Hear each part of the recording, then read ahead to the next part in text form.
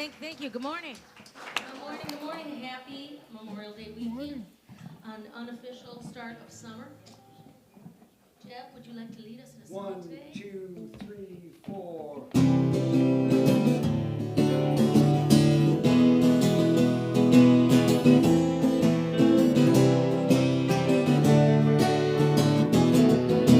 Music is my prayer. When I'm playing, I'm praying. Singing is our prayer. Serenity is my prayer. Courage and wisdom, acceptance is our prayer. I feel it. I have no fear.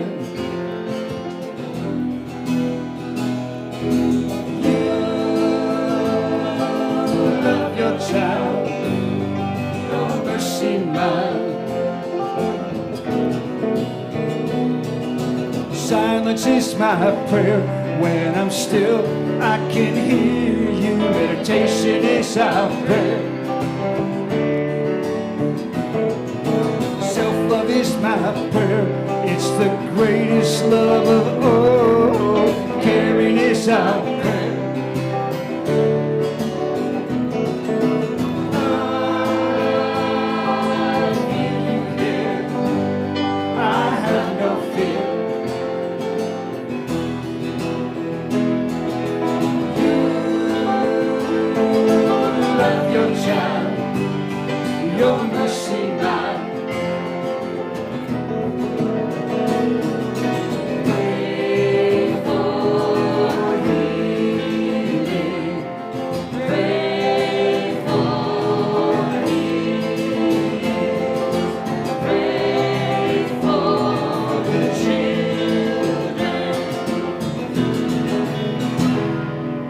Forgiveness is my prayer for me and for others. Kindness is our prayer. Inclusion is my prayer. We are part of one another. Love is our prayer. I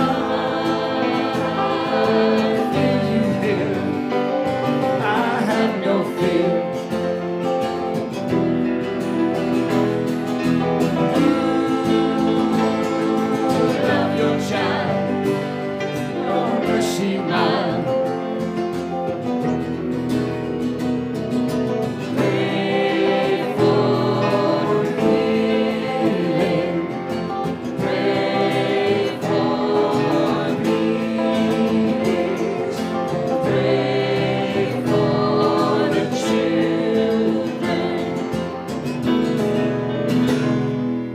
Music is my prayer.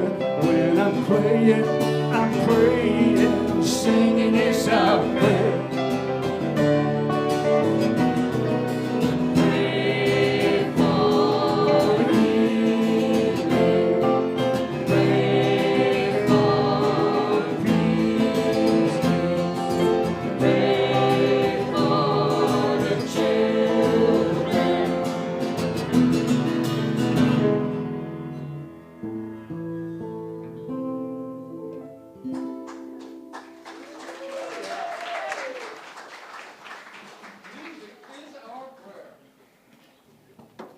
What does Jamie Lula say?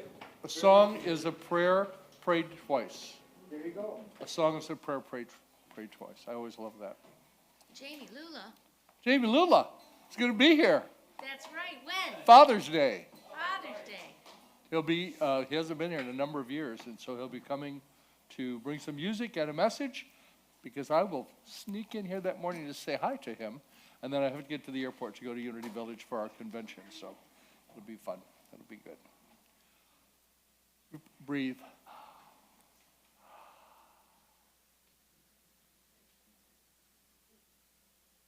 Somebody's giggling at me. I'm attuned to that. Light the Christ candle to remind us that each of us has the very life of God in us. It's what's living us. And the extent to which we surrender ourselves to that, or we work to develop that, and that's really what we're doing, is by ripping off the stuff that gets in the way. That's all I ever have taught for 20. We have a few announcements. What is happening here on Saturday, June the 8th? The community. It's a way that we come together to support two of the organizations that we are very committed to. One of them is called We Care Foster Care, and the other one is Judson Center.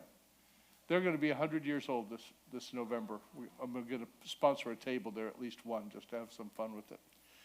Because we're really passionate about foster kids and about helping them have a decent start. As they age out, some of them just kind of get tossed out of the place. And so those two organizations work both to help them while they're on the journey and to help them after the journey. So we appreciate that. Tickets are $30.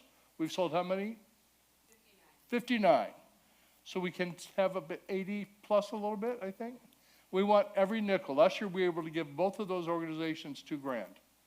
It made a difference. When I went and met with the executive director of We Care Foster Care, she said, Rick, I said, we'd like to do more. She said, we just need a bunch of people to do what you do very consistently. We send some of our tithes each month, and we send, and then the fundraising that you do for them. So it's a great thing. Oh, and the shower table is a big thing. Those are gifts. New gifts. They have to be new. It's not on here today. Things like you would need, like linens and bedding and towels. Diapers. A case of diapers is a good gift. Make it easy for me. Something I can go to Costco and get a couple of them and throw up there. See Jill after the service. She'll be at the welcome table in the back. We can accept your cash, checks to URO, or cards of every type with tap. Today's our Sunday potluck, fourth Sunday potluck. Today we are having an extravaganza based on favorite Memorial Weekend picnic things. So there's a lot of food out there. Remember to take home what you brought that doesn't get eaten. And the kitchen's crew cannot stop and make up to-go boxes. So if you want to arrange that with somebody, do that on your own. Because they have a process. They're trying to get the place cleaned up. Speaking of picnic, is coming up August the 28th or 24th. 24th, anyway. It's in August. 25th? Yeah. It's coming up. Oh, here it is. Fourth Sunday in August, the 25th. We are assembling a committee this year. The picnic is a big project, particularly because we put tents up and take tents down, and there's a lot of logistical stuff. So if you want to get involved, mail Kim at unityroyaloak.org, or you can see her right here. But don't bug her on Sunday. Just put a note in her pocket or something. Okay.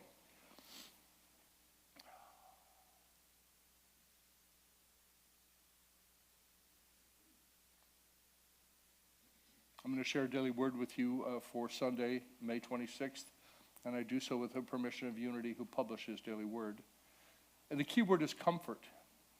By the way, we have some of these. They're $7. It's 2 months' worth.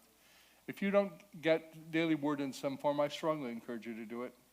I have it electronically. I get it on an app on my phone.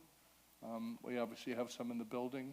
It is the way I started into serious spiritual practice, because I read it every single morning. And that was the first thing I did regularly. And if you want a better life and in a stronger spiritual life, you have to invest in it. Your time. Mary and I were talking about education never stops, right? We're always learning something. So the key word is comfort. And the affirmation is, I am comforted by the embrace of divine love.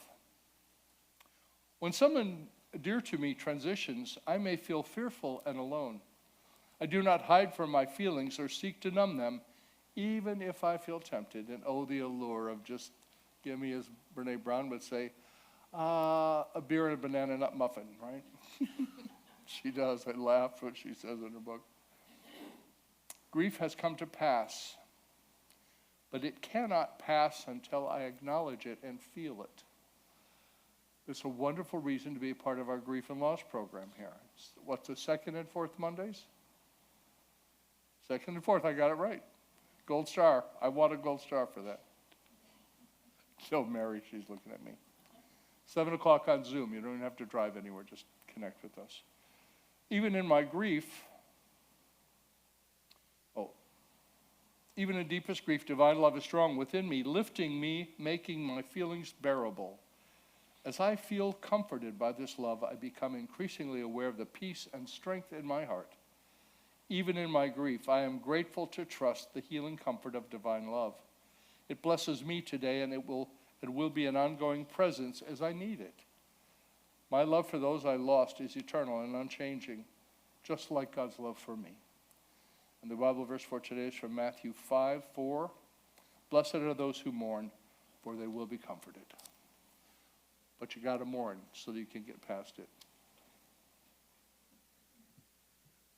We're going to talk about Memorial Day. Oh, yes, I'm going to talk about Memorial Day. I couldn't figure out whether to come up here. So, Memorial Day, as we all know, is a U.S. federal holiday, observed the last Monday of May. It began originally in the days following the Civil War, and people from both sides would go around. They called it Decoration Day. They would clean the graves of those who had been forgotten. Yesterday I saw Sue Fabian on the TV on Channel 7. She was up in Oakview Cemetery cleaning headstones. And it was an amazing thing, and so I let her know. It became an official federal holiday in '71, and today Memorial Day is visited often by visiting cemeteries or memorials or going to parades, those kinds of things. And it's important to remember what this day is about. It's not just because it's the unofficial beginning of summer. It's to remember those servicemen and women who died in service to the country, who died in service. There's other holidays for other purposes. So I always try to do something to remember. And if nothing else, I put a votive candle out in your yard to remember. Listen to this, the words of this hauntingly powerful song.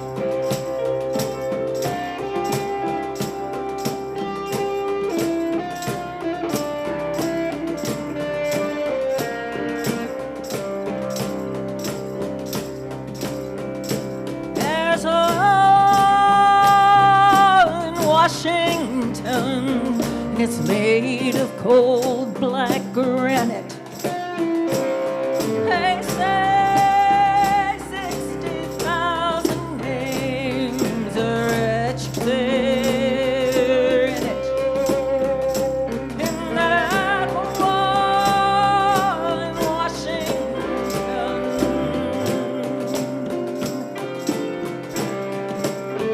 Oh, the father, he traveled to walk the path till he finds that name. He reaches his hand out and traces each letter for the point that falls as his memories gather. Oh, the boy who filled his heart with pride is now but a name that's been etched on the side of this wall in Washington.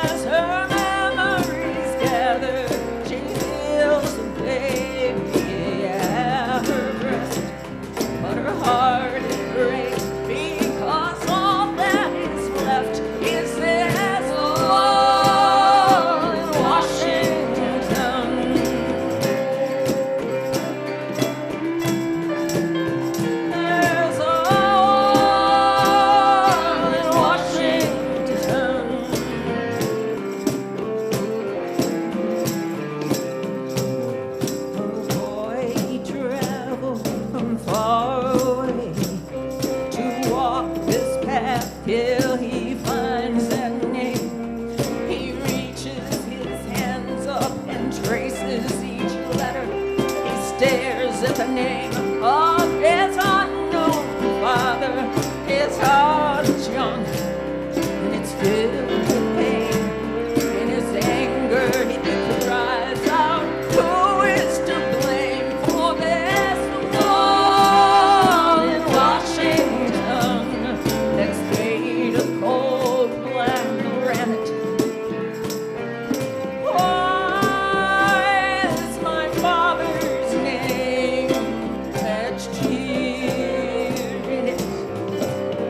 In this wall in Washington,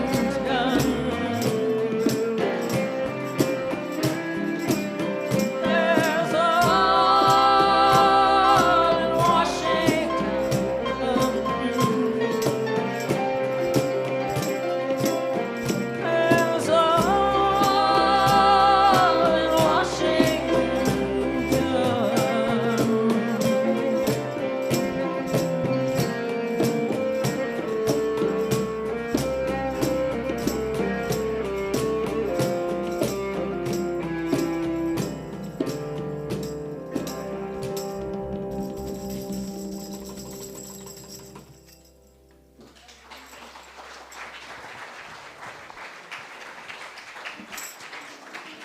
in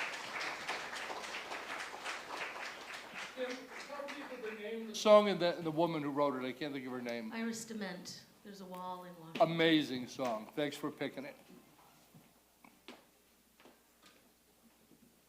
That was beautiful and powerful. Thank you.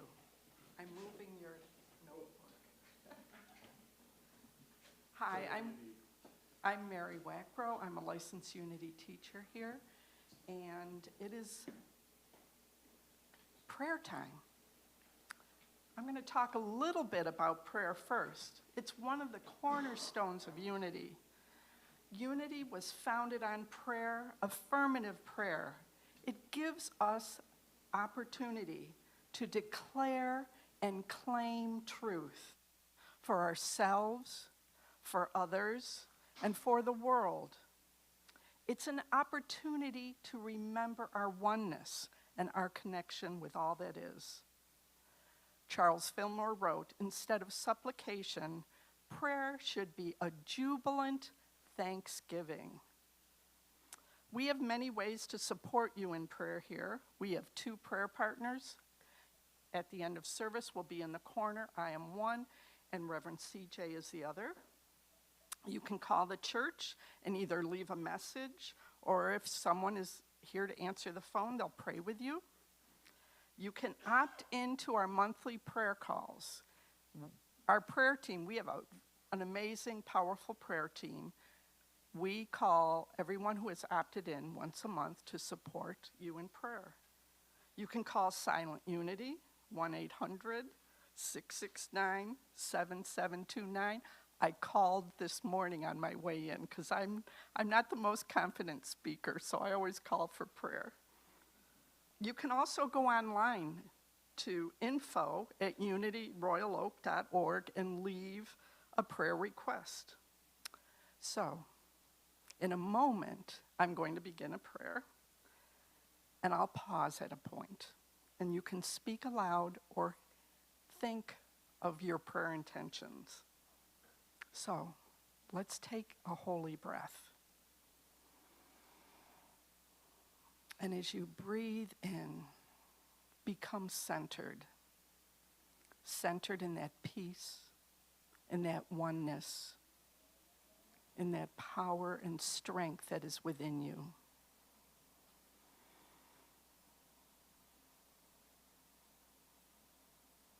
Be in the silence for a moment, seeing and envisioning the best outcome for the prayer request that you might have.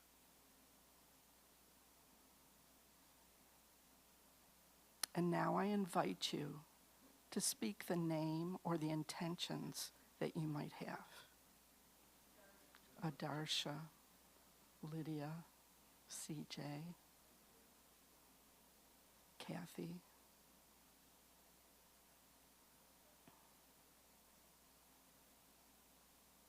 And we hold all those intentions in light and love, knowing that God is the source of all our good. And we take a moment now to just be still and hold the world in peace.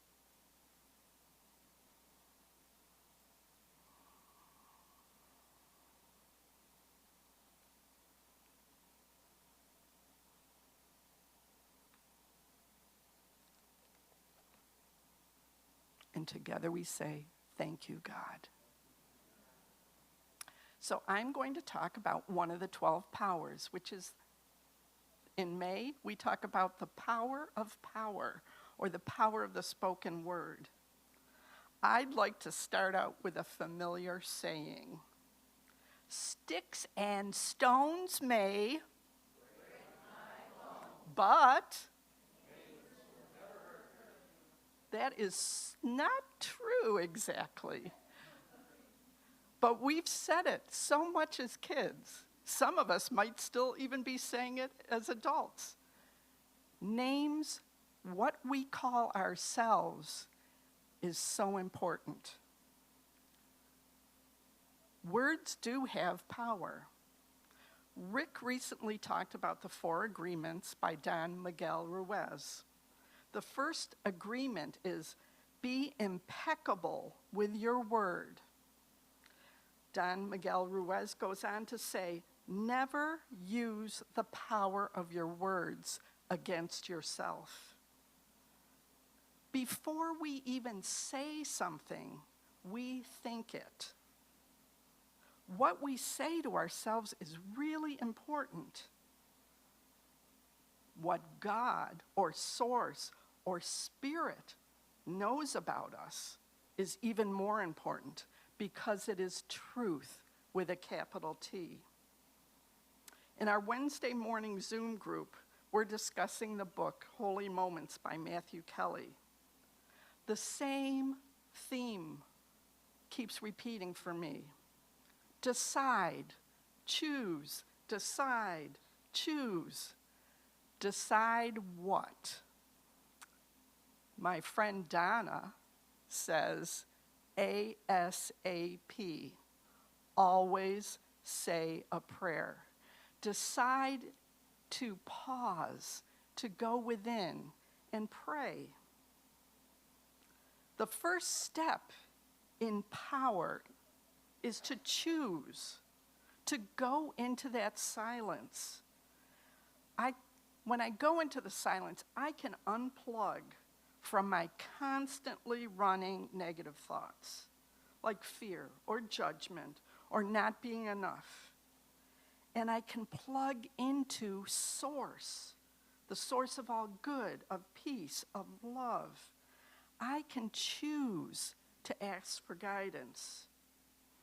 H. Emily Cady, in Lessons in Truth, maybe said it best when she wrote, there is only one power in the universe, God, good. So why wouldn't we connect or commune with that one power? William Warsh wrote, silence, thought, words, and manifestation are the stages of power in action. So we're quiet. We allow God thoughts to fill our minds. We speak those thoughts, and then we allow that manifestation to occur. Each of these steps increases the vibration or the energy, and we add feeling to our words or emotions. I like to think of emotions as energy in motion. Brene, one of our prayer partners, emailed a handy chart to me. It was entitled, You Say, God Says. An example of that is when I say I'm afraid, God says in 2 Timothy chapter 1, verse 7, God has not given me a spirit of fear, but of power and of love and of a sound mind. It is a reminder to mind my thoughts. One of the commandments is don't take God's name in vain. I am is one of the names of God. So when we say I am, let the next word be a word of truth. I am love. I am peace. And finally, brothers and sisters, whatever is true, whatever is honorable, whatever is just, whatever is pure, whatever is lovely, whatever is commendable, if there is any excellence, if there is anything worthy of praise, think about these things. So let's think about these things as we go into meditation. Think words of truth, and you will change the world.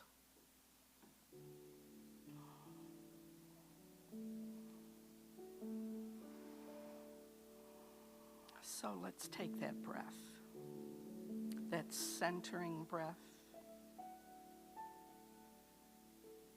that holy breath.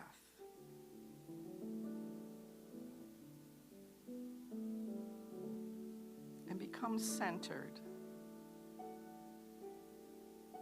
There is a presence, a power, a strength within each and every one of you.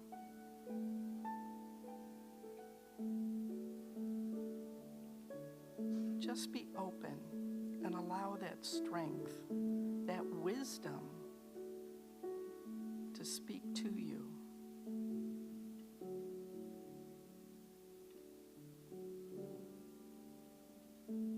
And as you follow your breath within, gently shift your thoughts to truth.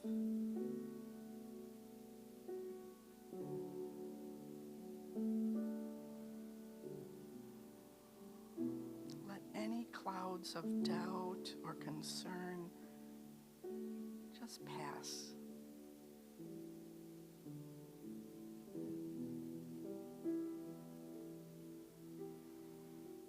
And listen.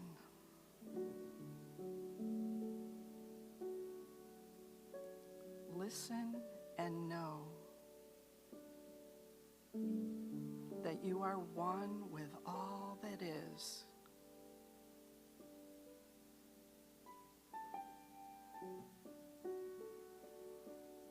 That you are peace.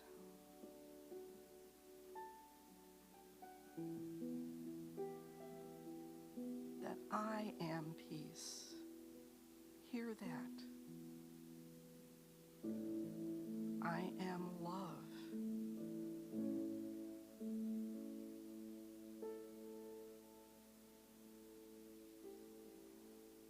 I am strength.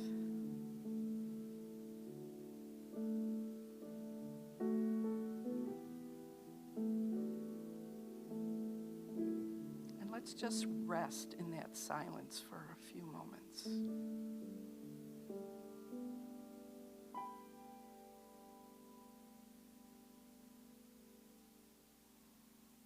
Being comforted and strengthened.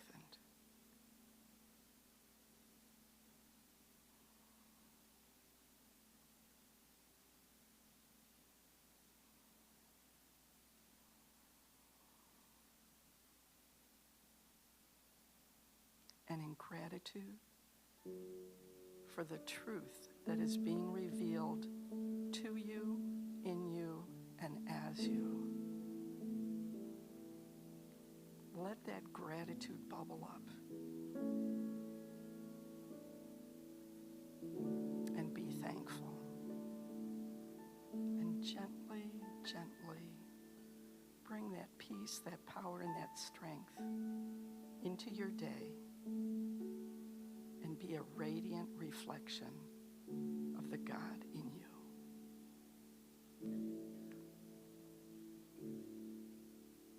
And when you're ready, you can open your eyes. Thank you.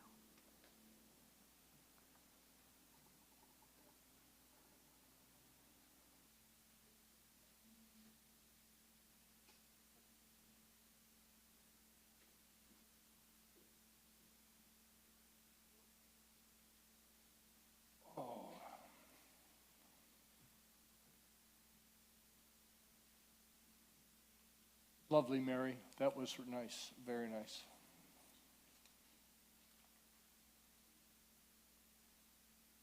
So I started a series last week from Brene Brown's book, The Gifts of Imperfection.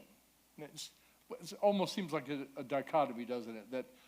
That gifts have something, that gifts are in the imperfection of who we are. But Dr. Brown's talking about us being our most authentic selves, not who we hide behind, not this front that we put out. So this week I'm going to talk about letting go of shame and how do we do that. Anybody ever have found themselves in a shame storm? I would say another word, but I'm trying to be good today. Why start now, Rick, right? Shame is the universal experience. It's a human emotion. It's not a sign of weakness or failing. And I know that when I get shamed, I shut down. I just shut right down. It doesn't happen very often, but every once in a while. And you have to learn to notice it starting. It's an energy rising up into you. On Dr. David Hawkins' list of energy values of various emotions, it's a 20.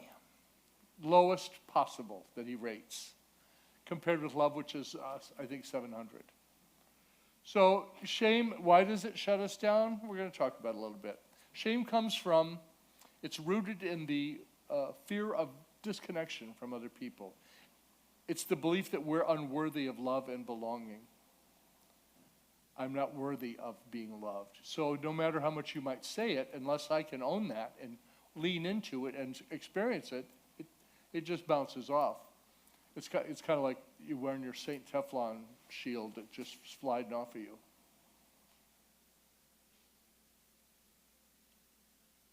And sometimes the terms of belonging and fitting in are. So it says, and I'm using a quote for, shame is rooted in the fear of disconnection, the belief that we are unworthy of love and belonging. Now, belonging is an interesting term.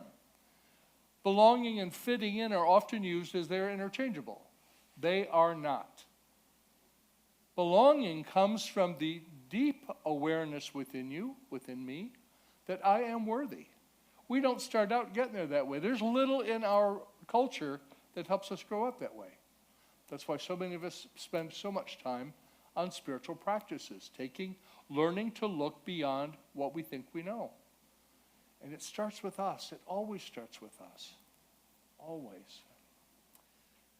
Belonging comes from a place of feeling deeply worthy and part of the tribe. We all belong here. You know, if you're here, you know that you belong here, right? We know it. It's an amazing thing that's been happening for the last 9 years.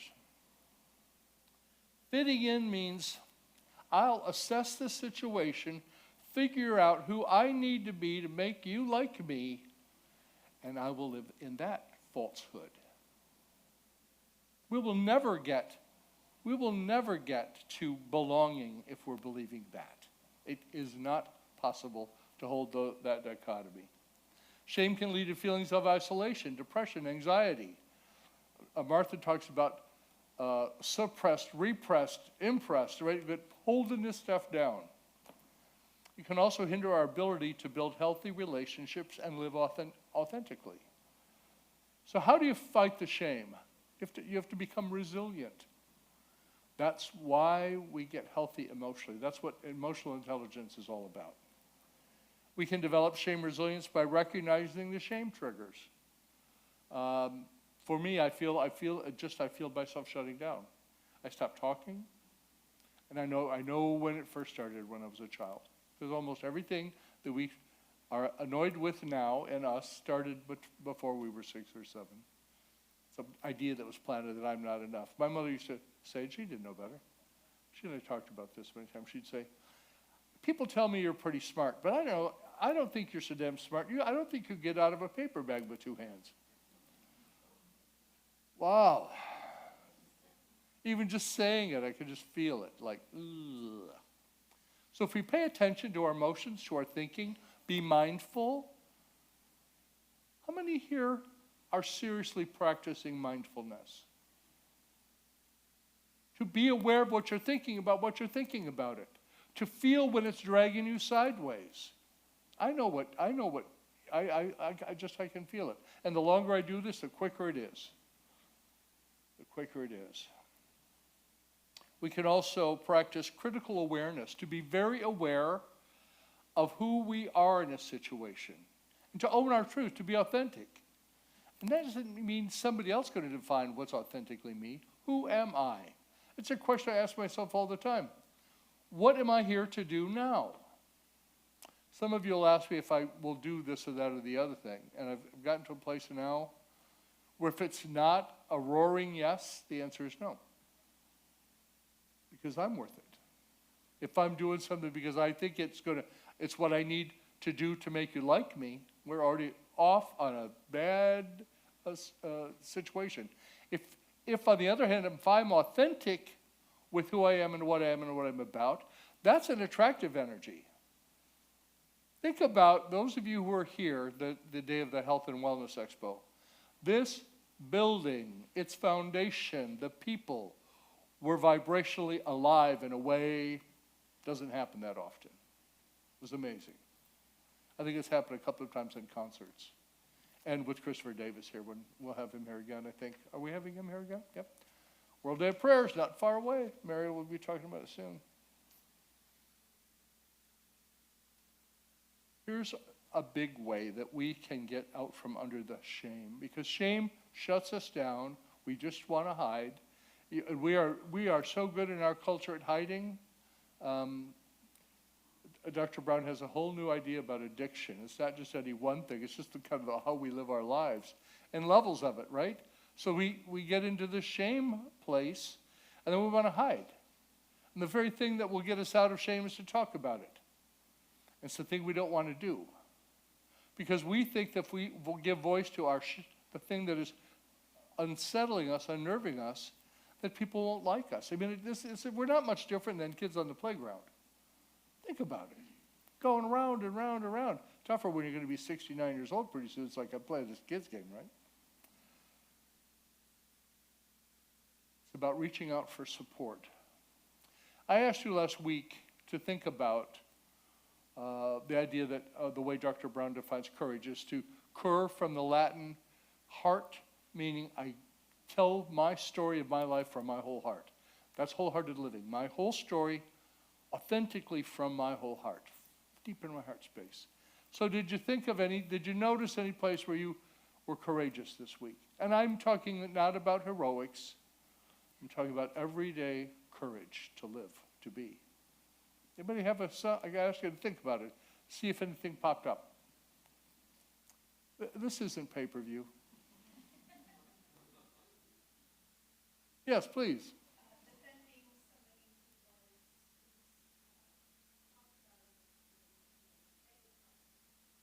Yes, that's huge. That's huge. I've been in that place too. I was thinking about a place, probably the biggest place I've ever had, and the one I had the most difficulty with, is asking people for help. Right, to ask somebody for help. I have resources. Even like when I recently went to had my cataracts done last fall. So, they want you to have somebody drive you there and somebody wait there. Well, I'm single, so right away that can start in me. Like, I asked, can I take an Uber? No. We have to see them. But I did it.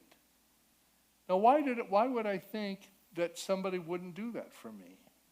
Because I'm a very giving person. But we get caught. We get caught in these little places of shame.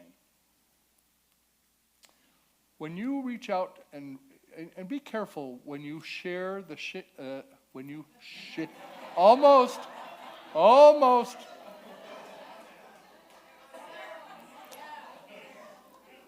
When you share your story of shame, there's a lot of S's in there, isn't it?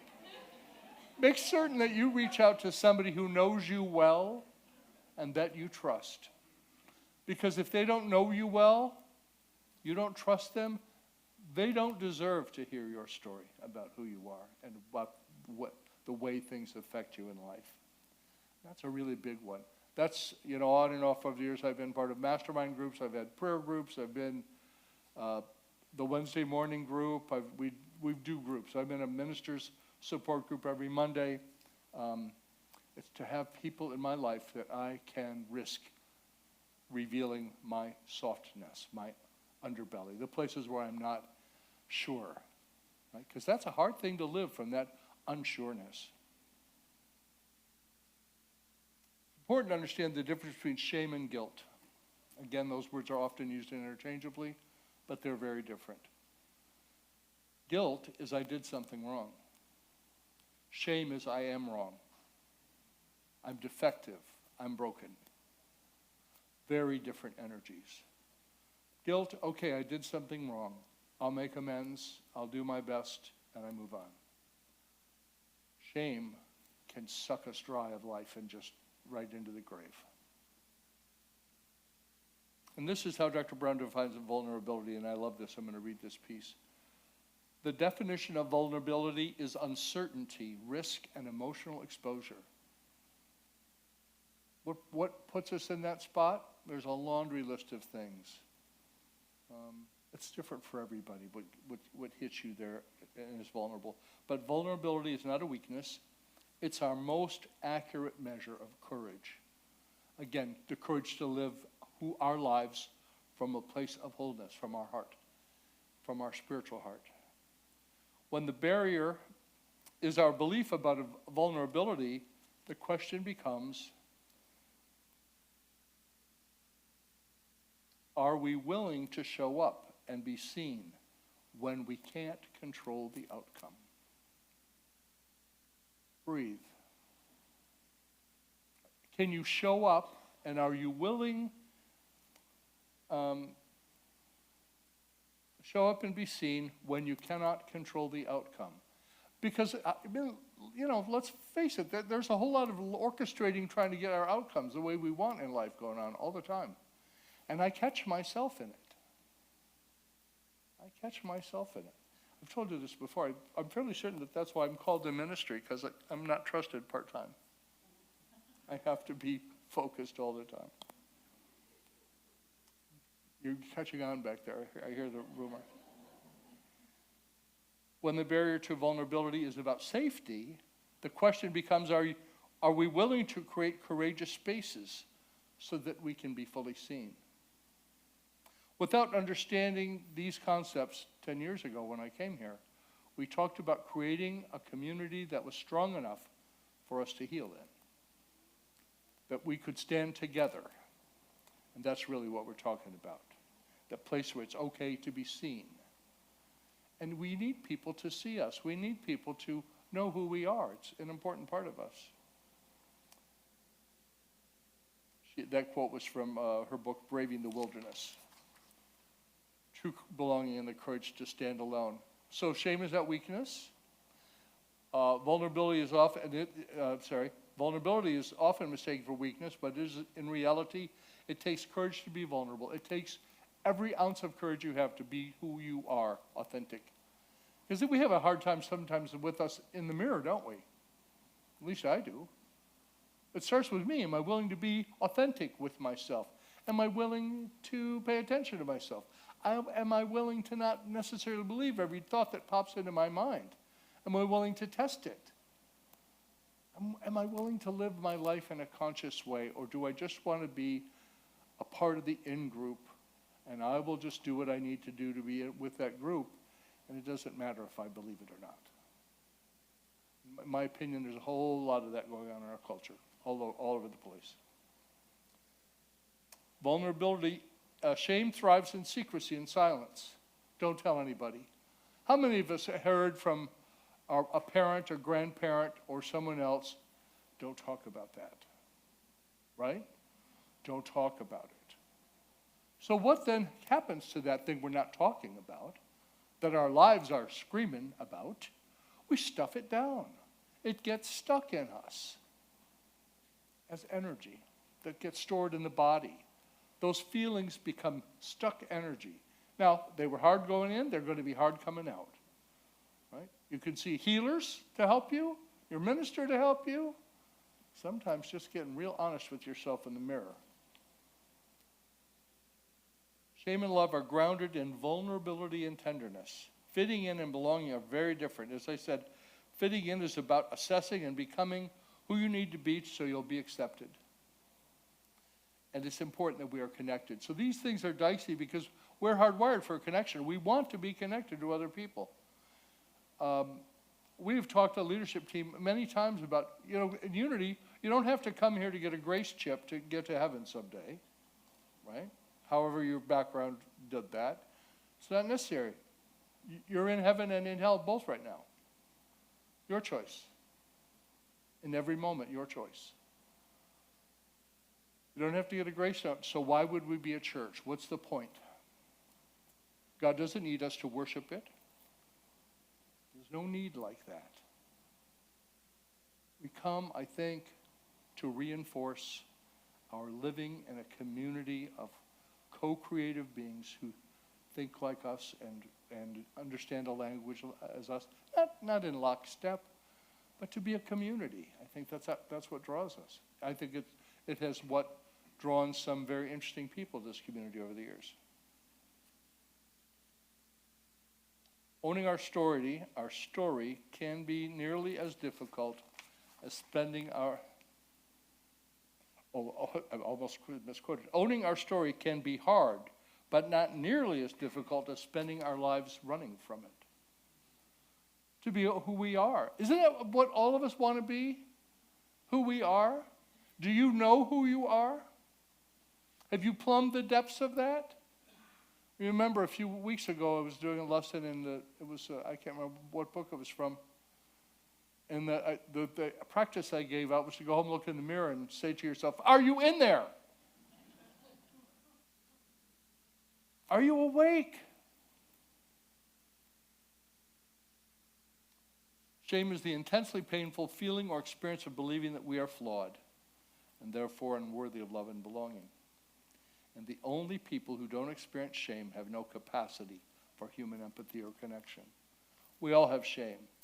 We all have been shamed. It was very hard for me to call when I was in 2021 after I took a vacation. It was very difficult for me because on the road trip that I was on, which I hadn't been doing any road trips in years, suddenly I was paralyzed to drive on the freeway anymore. It was a terrifying thing. And I know that that's a thought. It's about a thought. I actually called one of my closest friends, and he flew down. I flew him down, and he helped me drive home. So, because what am I going to do, right? The thing is, you get older, stuff gets real serious. So the ability to be in a place, to create a place where we can all be authentic, to be who we are, to work through our stuff. And if you're breathing air, you got stuff. So hang on. This isn't the end of the line.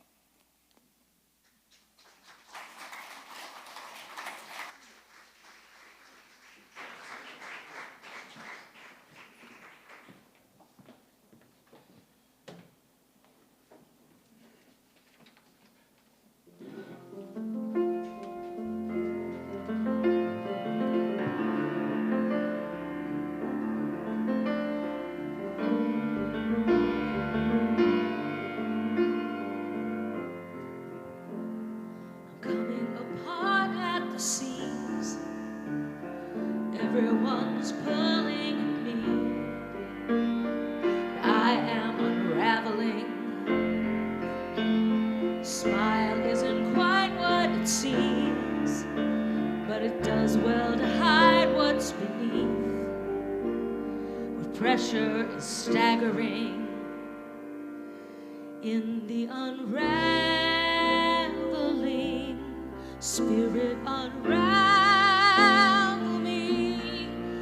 When I can't feel a thing, have mercy and let me bleed. I know it's dumb, but I have been numb for way too long.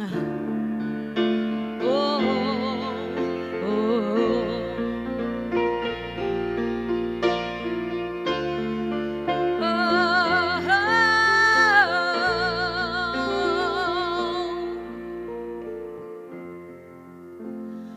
goodbye now, yellow brick road. Thanks a lot, what I need is back home. So homeward I'm traveling in the unraveling spirit. Unravel me when I can't feel a thing. Let me bleed. I know it's dumb, but I have been numb for way too long. Oh, oh,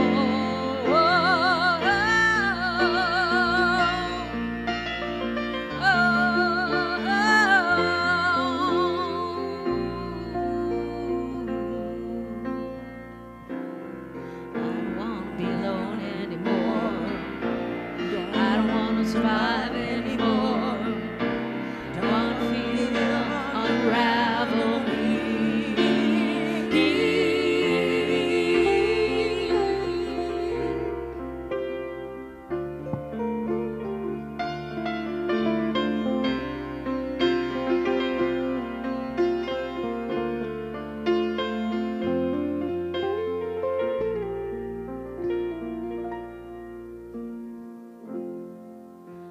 I'm coming apart at the seams.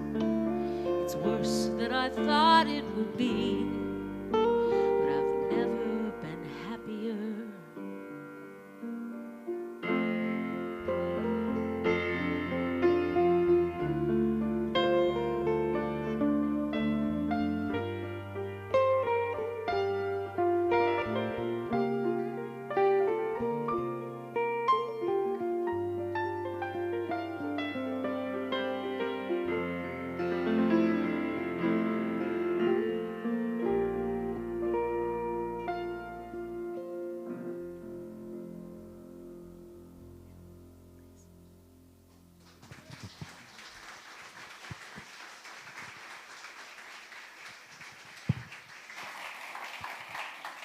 You're good. You know, that part says that I'm unraveling, right? And I've noticed that when you begin to get serious about your work, it can feel like you're being unraveled. Because who you were, who you've been until now, is fading away, right? That's why meditation, chanting, walking, I walk and meditate, seeing a healer, a Reiki healer, having some hypnosis can be part of that process, right? For everybody, it's different. So it can feel like we're unraveling, but actually we're getting healthy. We're letting go of that stuff that doesn't serve us anymore. The ushers are going to come forward to receive your investment in our community, or to acknowledge it, because not everything that people give to this community can be put in the basket. We have lots of ways. Our outreach team, the prayer partners, the music team, the folks in the kitchen right now getting ready to serve us a wonderful lunch. All of these things are important parts of how we connect. So we hold in our minds the image of what we're bringing to this community today, and we say the prayer together. Divine love, through me, blesses and multiplies all that I have, all that I give, and all that I receive. I give and I receive and I live the law of circulation, and so it is. Amen.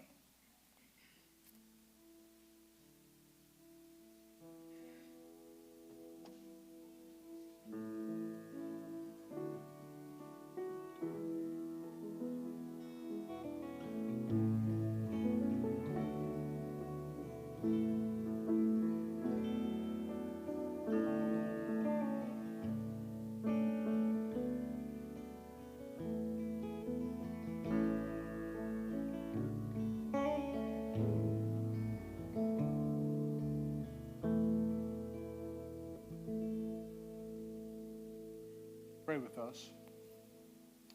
And in this prayer, I want to include our sister Adarsha, who is in the hospital at the Cleveland Clinic, waiting for a heart transplant.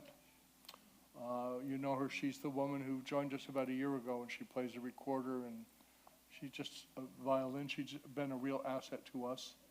And she's either going to get a heart pump or a heart. She's got about another week. So just let's hold that in our consciousness. I don't know what the solution is. God knows. Spirit knows. Source knows. And we trust to know that that's unfolding perfectly.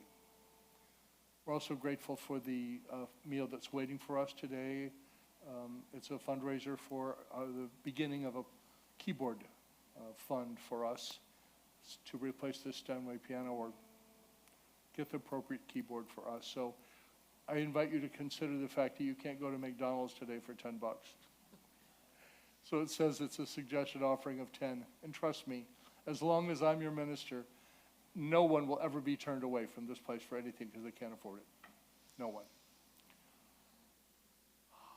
So let's pray. God, we give thanks for the people who contribute of their life energy and their gifts and their skills and their talents, who've cooked, who've laughed, who've cried with us and for us. We bless them all. We bless the gifts and the givers, and we bless the world by our holding the high watch. And so it is always. Amen. And now whatever you're doing today after our lunch, and whatever you're doing today this weekend, remember that the light of God surrounds us. The love of God enfolds us. The power of God protects us. And the presence of God watches over us.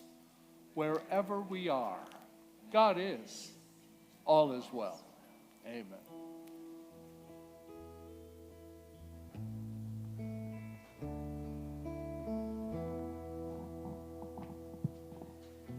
I will remember you. Will you remember me? Don't let your life pass you by. Weep not for the memory.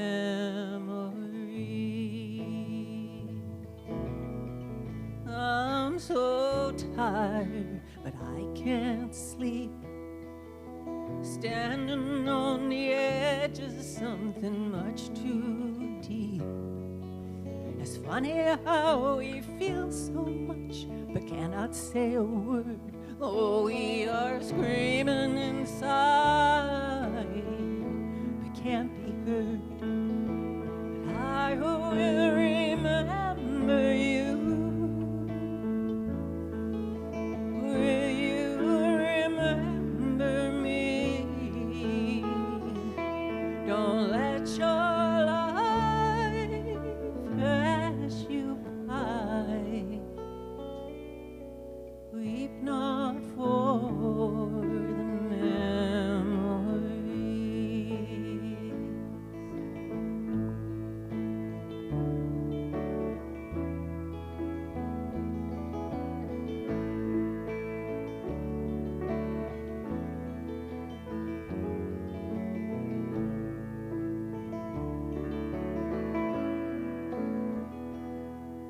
I'm so afraid to love you, but more afraid to lose. Clinging to the past that doesn't let me choose. Once there was a darkness, a deep and endless night. It gave me everything you had, you gave me light. And I will remember you. Will you remember me? Don't let your life pass you by. Weep not for the